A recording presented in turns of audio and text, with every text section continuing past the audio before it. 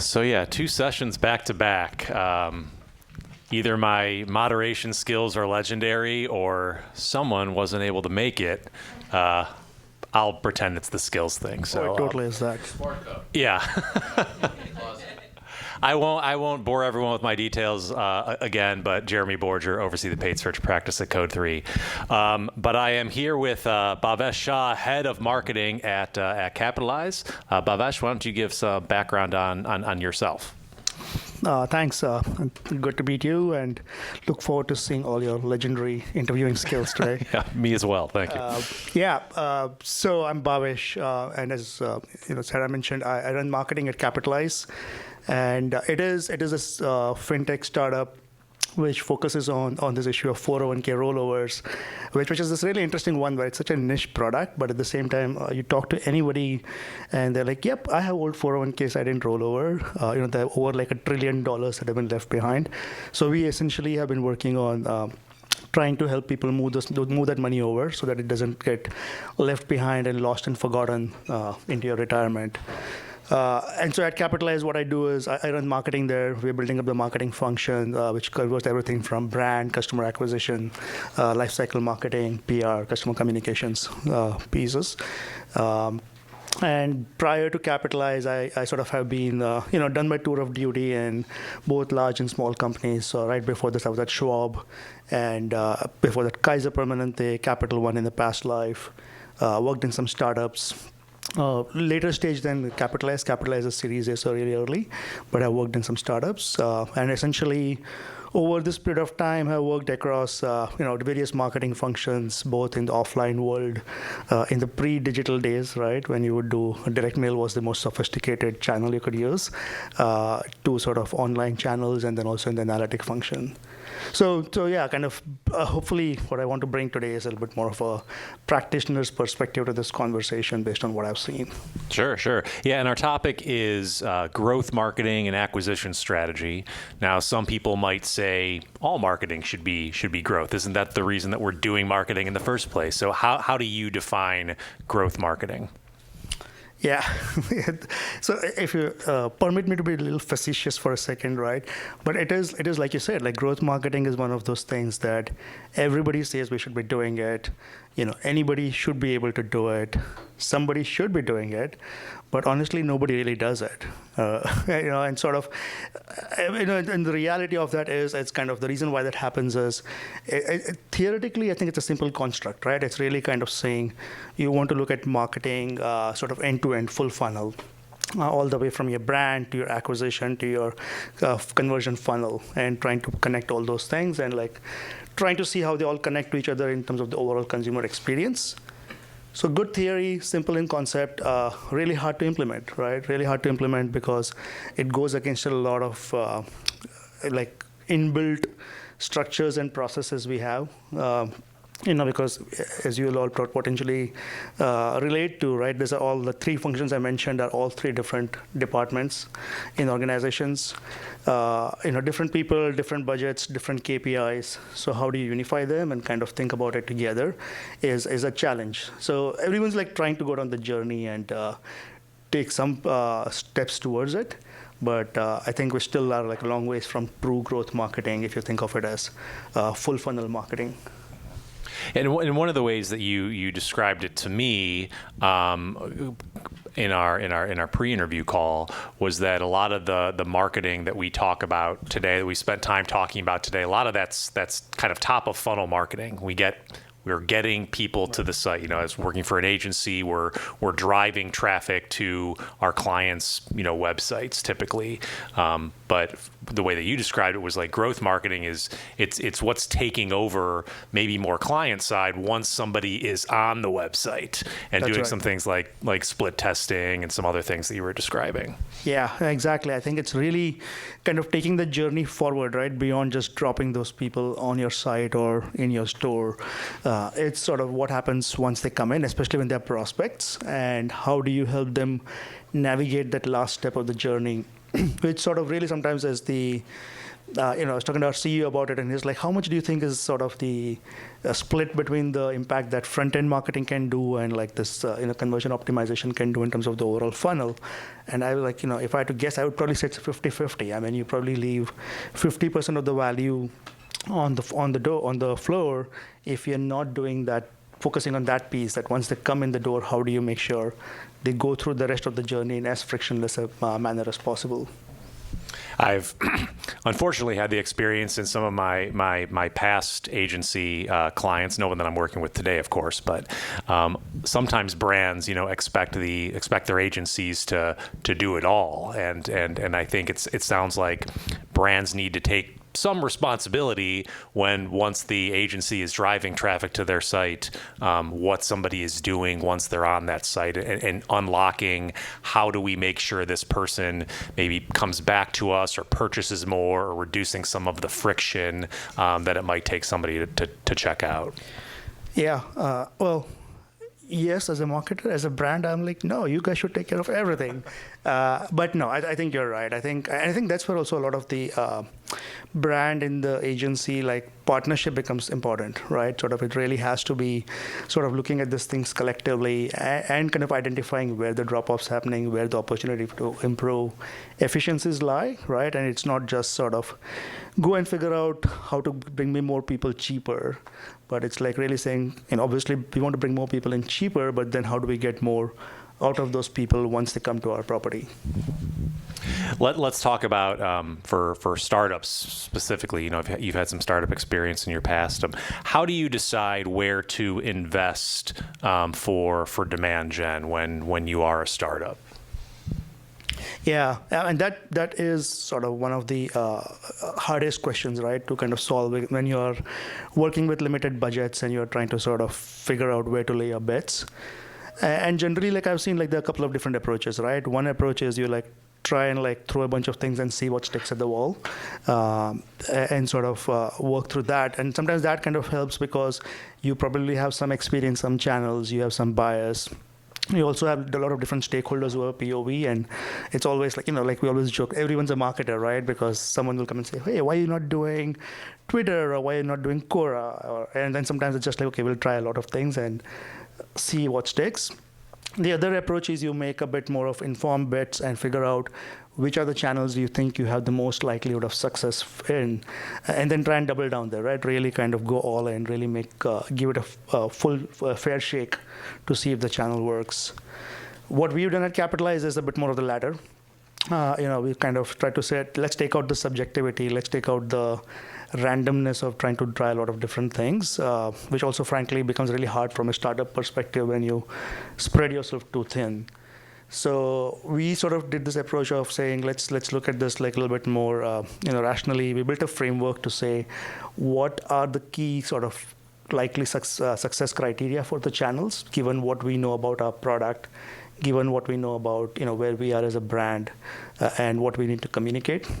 And so sort of we identified 3 key criteria, in terms of like we need channels which have wide reach, we need channels which can convey a little bit more of a complex message because, people don't know we are probably the only company in the country that does what we do, right? So we need to explain to people what we do and why it's so valuable. And because our product is so tied to like job changes, we need to be able to like ideally target people who are like, have recently changed jobs, who have changed jobs in the past, but essentially have some kind of a history where they're more likely to have old 401ks. So we use those criteria, and then we score different channels based on those criteria to sort of figure out, which are the ones we think have the highest probability of success. And then we go in and sort of really test into those channels. And as some win, we take them into a mix, and then we bring the next one into the testing queue and start testing that channel. So it's a little bit slower than trying to test like 10 channels together, but so far it's kind of been helpful for us because we're finding some good wins, and we're also able to test, at least make sure we are testing with a full level of resources, having good statistically significant reach, so that when we make a decision on the channel, we feel good. Like there's no second guessing that, but if only we had spent one more month, or if only we had done this other thing, this channel could have been successful. Targeting people that are in the midst of a life change, like changing jobs, is something that some of our insurance brands that we're speaking earlier today are probably pretty familiar with. What are some common areas of opportunity that brands might be overlooking today when it comes to growth marketing? Yeah, I think it is the piece we were touching on earlier, which is what happens once people come in the door, and how do you optimize that funnel once someone's in the door. And sort of, I sort of, like I mentioned, I worked in different companies for a spell of time. I did some consulting with a bunch of companies, both in the fintech space and biotech space. And so it's been this common theme across industries, across companies of different scale, that the consumer, the prospect experience once they come in. So it's like, you have great marketing upfront. You potentially might have great sort of experience and customer lifecycle marketing once they become a customer. But that middle part, when they are in the door and they are a prospect who's showing interest but hasn't quite converted, typically tends to get a bit more of a short shrift. And sort of companies which they do, if companies do some level of conversion rate optimization, funnel management, and so on, but it generally is always like understaffed or under-resourced. And I was thinking a bit about that and sort of why it happens, and what some of the drivers. And it feels like what happens, I think, in the startup world is you are solving more fundamental questions, like about, do I have a product market fit? What are my channels to drive growth? How do I do demand gen? And you're so focused on some of those pieces that you don't really have the resources or time to build the funnel piece. And then when you're a large company, which well established, which is essentially at a place where you have your embedded systems, embedded processes, organization structures are set up in a way that more often than not the funnel's like broken up across different departments who own pieces of it. So then it becomes even harder, because now you have a lot of like status that's set into the system. So to try and sort of break through that becomes harder. And also generally when you're a large organization, you sort of have scale, things are moving along. So you might be like, that's not my, the burning fire I need to put out. So, it's fine. We'll put in a couple of people on that and work on it, but it's not like a big focus area. So I think from that growth marketing lens, I do think the opportunity to really focus in on the funnel is something which I think is universally companies can do more of. Yeah. Great. Some of the opportunity areas that you were talking about rely on data. If you're going to try to target people that are switching jobs, you need data about that person to try and target that individual. So what is the role of data when it comes to growth marketing? Yeah. So like I cut my teeth in marketing at Capitalize. So at Capital One, my journey has been from Capital One to Capitalize. But at Capital One, sort of, it was so much about information-based strategy and like use of data. I think they were one of the first companies sort of in the modern era to really understand the power of data and unlock it. So I'm obviously a big proponent of the use of data in marketing. I think it's a lifeblood of essentially what you do in marketing. But I think when you look at like growth marketing, it feels like it takes a whole additional level of significance where in some ways you almost have to reimagine a little bit of the role of data, not in terms of its importance, but how you think of data.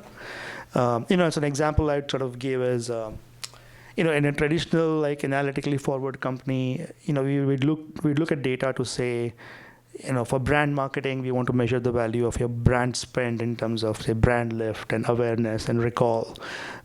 You would look at your acquisition marketing in terms of efficiency and, cost of acquisition kind of things. If you're doing a lot of conversion rate optimization, you might look at some incrementality of what you're doing. But each of those things are sort of like looking at a KPI or metric that's very specific to that function. Versus like the broader KPI. So it feels like if we think of it in the context of growth marketing, and if you agree with the hypothesis that growth marketing is full funnel marketing, then I think the data has to also be start looking at it from a full funnel perspective, right? And I think it means, looking at KPIs in a much more unified fashion. Brand can't just say, "Yep, I drove brand recall, my job's done," or customer acquisition can't say, "Yep, my acquisition costs are fine. I don't care about anything around it." So it's really organizing around it, having the unified KPIs, thinking about measurement a little bit differently. I was talking to Sarah a little bit earlier also about how you can now look at a bit more granular level of data. Whether it's the connected TVs that you guys were talking about earlier, whether it's much more individual specific brand lift studies. Obviously digital marketing allows you to do a lot of tracking and reporting at the individual level, and using a lot of those capabilities to be able to think of the metrics from a full funnel lens, right? And so brand should be able to say, yep, we spent so much in brand and that led to this outcome, even in terms of, maybe consumer engagement or consumer interest in our product, consumer visits to our website or footfalls in the store. You should be able to take it a little bit more deeper. So I think that's probably the big change to my mind. And you can't talk about data and personal data without talking about privacy.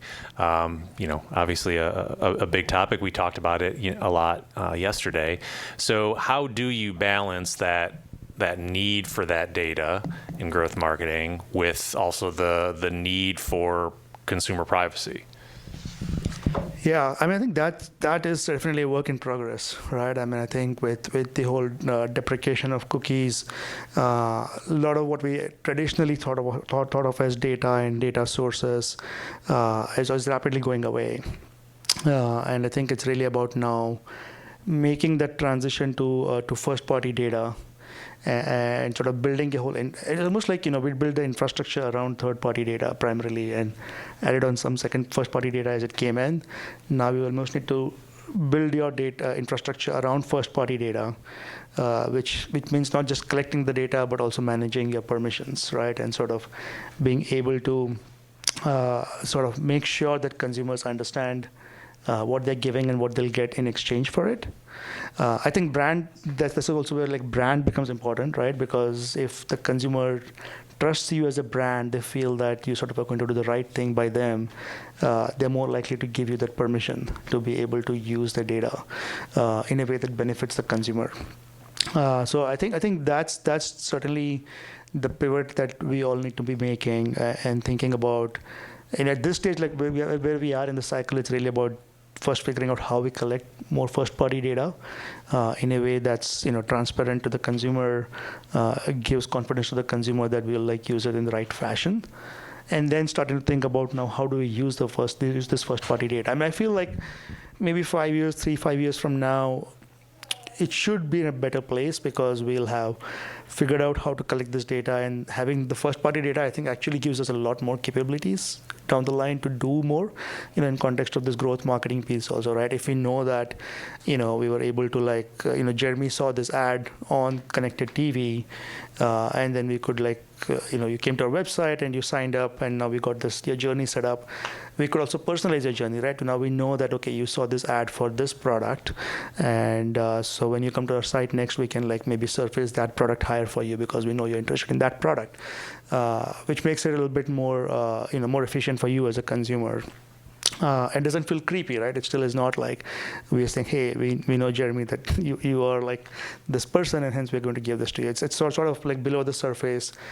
Consumer doesn't see it, but it does make the consumer's journey simpler and easier. One thing we've seen at our startup is the reason why we see a lot of traction is what we do is, we're making this financial decision of how to roll over your 401k much easier. And that helps people. So a lot of people are yeah, I could have done this on my own, but I had to deal with all this complexity of figuring out the process, where to go, how to choose an IRA. And you're making it also simple that I'm happy to let you take care of this. So I think it's an example of if you can use data to make people's lives easier, they are willing to trust you with it and give you that sort of permission. So I think that's where we need to get to as an industry in general. You were talking about first-party data, third-party data. a new buzzword that I just came across recently, and maybe I was the last one to hear about this, was zero-party data. Has everyone, raise your hand if you've heard of zero-party data? This is a thing that in, more marketing speak. So the idea there being it's information that consumers are voluntarily giving you. Maybe something like when I go to LinkedIn and update my profile to say that I'm director of paid search at Code3, I'm voluntarily giving LinkedIn information about me. So we'll see if that catches on. So let's think about the changes that's been happening in the industry over the past 5 to 10 years. What do brands have to think about today with growth marketing that they didn't have to think about 5 to 10 years ago? Yeah, I think there are probably two ways I would answer that. One is, I think, a theme that has been existing for a while, which is just the change that happens in industry and consumer behavior. It certainly has accelerated, right? If you think about the speed of change, it's a little bit of Moore's law in marketing, right? But as the speed of change continues to accelerate, now we are at the cusp of talking about the metaverse and augmented reality and virtual reality, and how do you use all of those pieces to sort of think about your marketing and the consumer journey, and where do you show up in the consumer journey? So that's a little bit of sort of, I think, an evolution, but an evolution at a faster pace as consumer behavior is changing, and we are at the cusp of potentially what could be very different ways in which consumers interact. I think the second piece, which was unexpected, and I think potentially is a big watershed event, is COVID. And sort of what's happened with consumer behavior in COVID. Things that you never thought you would do digitally, right? Now you do digitally, right? Whether it's talking to your doctor or buying a car, or working in Bali for a company out of San Francisco. So it's like, it's changed dramatically. There was a McKinsey study which said, 60% of consumers said over the last year or so they have sort of interacted online in ways that never imagined they would do in the past, like pre-COVID. So where does that take us? I think it's still kind of, I think, a bit of an open question, but I think brands need to keep an eye on that to kind of think about, rethink a lot of going in assumptions.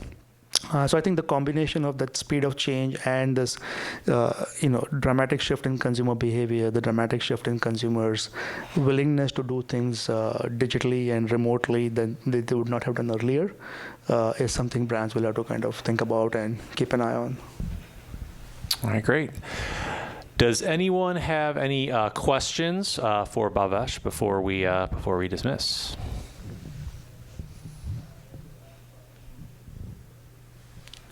They're asking where's the food. Any final thoughts that you have for the group, Bhavesh? No, I just will reiterate what I really enjoy about marketing is this kind of conversations, what we are seeing as the change and how it always keeps you on your feet. So I definitely would say continue learning, continuing being hungry for learning and hungry for food. But and I'm recruiting if anyone's looking for jobs. All right, Bhavesh Shah, ladies and gentlemen. Thank you very much, Bhavesh. Thanks.